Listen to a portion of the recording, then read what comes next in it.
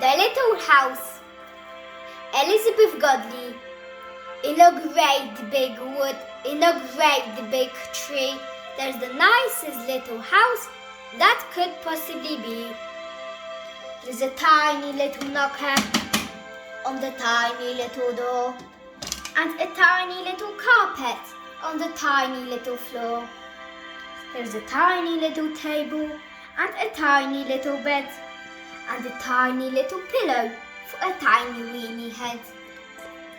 A tiny little blanket and a tiny little sheet, and a tiny water bottle hut for tiny little feet. A tiny little eiderdown, a tiny little chair, and a tiny little kettle for the owner when he's there.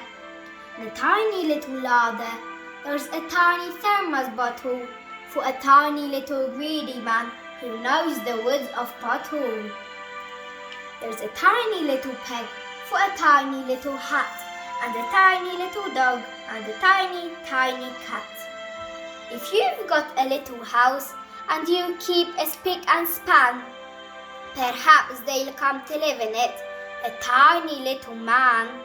You may not even see him, he is extremely shy, but if you find a crumpled sheet, or pins upon the window seat, or see the marks of tiny feet, you know the reason why.